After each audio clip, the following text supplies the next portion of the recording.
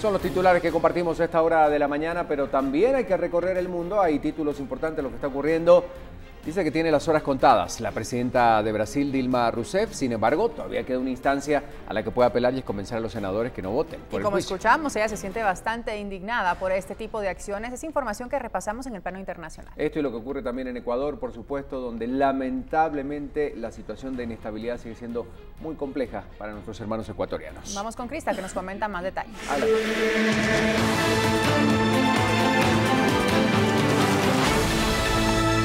Gracias, compañeros. Precisamente esos son los titulares más importantes en los diarios del mundo. Vamos a repasar lo que dice el diario de Ecuador esta mañana, titulando en Mercurio. Allí vemos su portada principal. Rescate y solidaridad. Hasta anoche se contabilizaban 413 víctimas del terremoto. Allí vemos en la portada principal una impactante imagen del rescate que están haciendo todos allá en Ecuador. También está, entre otras noticias, la noticia de Dilma Rousseff, que se dice triste pero dispuesta a defender el mandato. Allí está viendo las declaraciones y confía en que durante el juicio se podrá demostrar que su caso es un abominable crimen. Entre otras noticias, también hablan de China, que otorga créditos por 2.000 millones. Eso en temas económicos, lo que titula esta mañana de martes el Mercurio de Ecuador.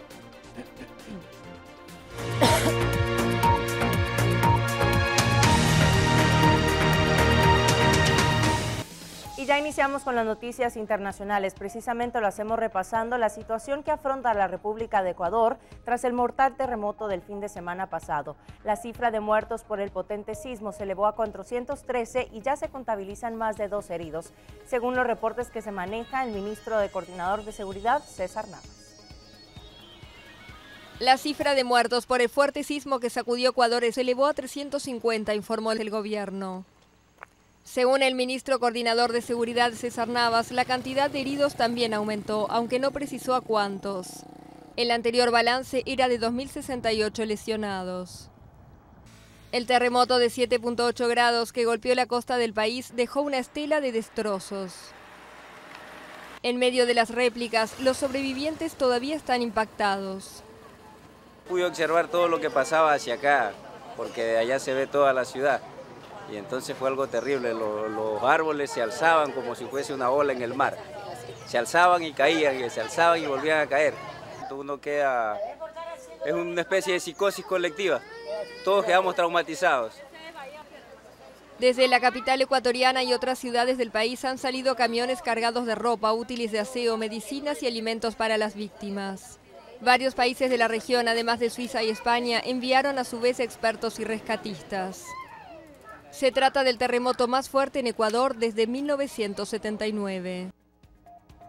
Y mientras tanto en México, el volcán Popocatépetl, ubicado a unos 55 kilómetros de la capital, aumentó su actividad lanzando una columna de ceniza que ha afectado ya varias localidades, dentro de ella la ciudad de Puebla. Aquí tenemos los detalles.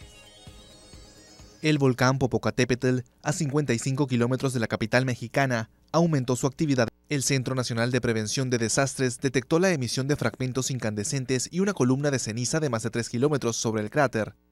Las partículas ya alcanzaron varias localidades como la ciudad de Puebla, cuyo aeropuerto debió detener actividades transitoriamente. Las cámaras que vigilan permanentemente la montaña captaron imágenes de poderosos estallidos mientras material se derramaba sobre sus laderas. Las autoridades mantienen la alerta en amarillo fase 2 y recomiendan evitar actividades al aire libre y respetar un radio de seguridad de 12 kilómetros en torno al coloso. Y mientras tanto, en Japón, otro de los países azotados por un terremoto, los rescatistas intensificaron la búsqueda de desaparecidos en una aldea al sur de este lugar. Esto que quedó devastado por 2 movimientos sísmicos que se redujeron construcciones y también encontraron escombros y dejaron viviendas sepultadas. Rescatistas siguen buscando sobrevivientes aquí en la aldea de Minami-Aso, al sur de Japón. Un masivo deslizamiento de tierra provocado por una serie de terremotos desde el jueves sepultó parte de las viviendas. 4 personas siguen desaparecidas aquí de un total de 9 y se teme que hayan sido arrastradas por los deslaves. Personal militar busca posibles sobrevivientes contrarreloj debajo de unos 20 metros de lodo. El mayor desafío humanitario en el país desde el sismo y el tsunami de 2011 ha dejado hasta el momento 42 muertos y más de 1.000 heridos. Unas 110.000 personas quedaron sin hogar y Estados Unidos ayudará a trasladar víveres por vía aérea para acceder a los refugios improvisados y albergues temporales donde se encuentran. El sur de Japón fue sacudido por un terremoto de magnitud 7.0, 2 días después de otro sismo de 6.2, provocando derrumbes y deslaves y aislando a pequeñas localidades. La zona que rodea este lugar fue sacudida por unas 500 réplicas desde el jueves. Japón se encuentra sobre el llamado Cinturón de Fuego del Pacífico y sufre de una intensa actividad sísmica. El país es escenario del 20% de los terremotos más violentos en el mundo. Y seguiremos repasando otros hechos internacionales más adelante acá en BLM Noticias. Y ahora sí damos una vuelta a página porque hay que hablar también de los deportes. Siempre es bueno compartir estas noticias. Vamos con Lorraine y estos datos.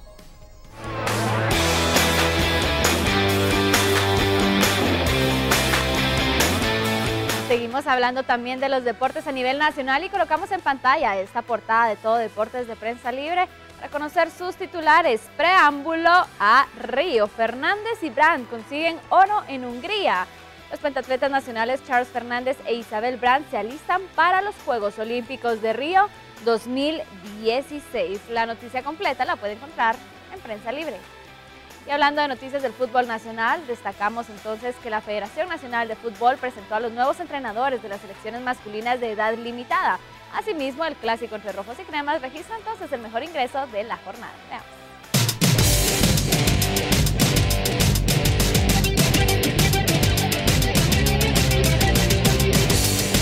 La Federación Nacional de Fútbol presentó a los nuevos entrenadores que se harán cargo de los procesos sub-17 y sub-20 de selecciones nacionales de cara a las próximas eliminatorias de edad limitada. Antonio García volverá a dirigir una sub-17 que en noviembre solventará su primer compromiso oficial. Hay que recordar que García manejó el proceso de esta edad y que dejó como resultado la base de la mundialista sub-20 que participó en la Copa del Mundo de Colombia 2011. La sub-17 participará en la Copa UNCAP que se realizará en noviembre en Costa Rica y que reparte 3 plazas para el premundial en Panamá y que será el último evento para intentar un cupo para el Mundial de Corea 2017. Otro técnico nacional dirigirá la sub-20. Ahora será el turno de Eric González, quien trabajó bajo la escuela de Walter Claverí. El clásico 292 entre Municipal y Comunicaciones registró el mejor ingreso de aficionados, además del monetario según datos de la Liga Nacional de Fútbol. Al partido donde los rojos y cremas empataron a 2 goles en el Estadio Nacional Mateo Flores, asistieron 8.155 aficionados con boleto pagado. Dejaron una ganancia para las arcas escarlatas de 198.469 quetzales. El segundo mejor ingreso de público, aunque no en lo económico, se registró en Quetzaltenango, donde Shela derrotó por la mínima diferencia al subcampeón Guastatoya. 1.092 aficionados y una ganancia de 2.949 quetzales. El segundo mejor ingreso en dinero se registró en el triunfo de Malacatán 3-2 ante Petapa, 1.087 aficionados y un líquido de 14.659 quetzales con 45 centavos. Lamentablemente los partidos Antigua Universidad se registró pérdida, mientras en Asunción Mita asistieron 646 aficionados y un líquido de 7.111 quetzales con 60 centavos. Esto fue lo más relevante del fútbol nacional. Para Viva la Mañana, Luis López. 6 de la mañana con 37 minutos. Más adelante estaremos ampliando la información del deporte nacional, pero también internacional en otras disciplinas. Y ahora sí nos vamos rápidamente a otros temas importantes. Crista siempre hablando de lo que es tendencia, Anitza. Y se comenta mucho en redes, ¿verdad? Exactamente, como hablábamos, todos tenemos una opinión al respecto y esto es lo que se está comentando incluso a través del teléfono móvil.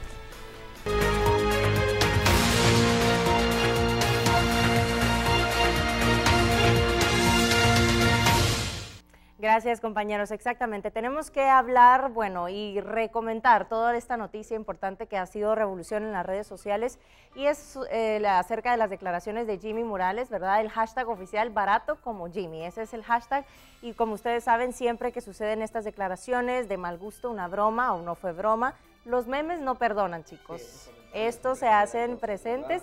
Aquí ponemos en pantalla algunos de ellos. Obviamente ahí estamos viendo el momento en donde él hace las declaraciones, pero esto fue una de las tendencias más importantes desde ayer en la noche y obviamente los memes y los comentarios de los guatemaltecos realmente defraudados por los comentarios y las declaraciones del presidente de Guatemala, pues se hacían notar en las redes sociales, ¿no? Y aquí ya vemos algunos de estos memes, por ejemplo, el problema corrupción.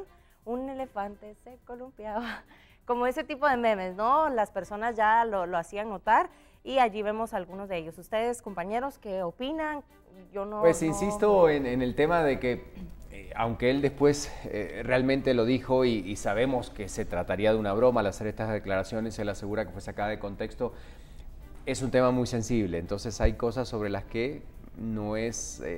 no sé, no es oportuno a veces hacer bromas, sobre todo cuando te está haciendo una entrevista a un medio tan importante y una declaración que te puede llegar a poner en el mapa, digamos, político de lo que piensan los presidentes latinoamericanos sobre el tema de Donald Trump, ¿verdad? Era una oportunidad buena a lo mejor para dar una respuesta contundente, abierta, una propuesta concreta a la oposición, por supuesto, que tenemos hacia el Partido Republicano por lo que pretende uno de sus candidatos. O sea, hay una serie de elementos que tendrían que haberse puesto sobre la mesa, ¿no? Eso es lo que yo pienso, y como muchos analistas dicen, él ya no está hablando bajo el nombre de Jimmy Morales, está hablando por Guatemala, y ya estamos un poco cansados de que todas sus declaraciones son bromas o son chistes, o eso viene a decir después. ¿Por qué no plantear una respuesta como todo un presidente, que acciones, que propone, que piensa él seriamente al respecto, que es lo que todos esperamos en una entrevista como esa? Y es que era la oportunidad para hacerlo, ¿no? Cuando estás de gira por Estados Unidos, no era cualquier espacio, y era la oportunidad para hacerlo, o sea, plantear precisamente las preocupaciones de Guatemala, quizá cabal, esas propuestas que se tienen,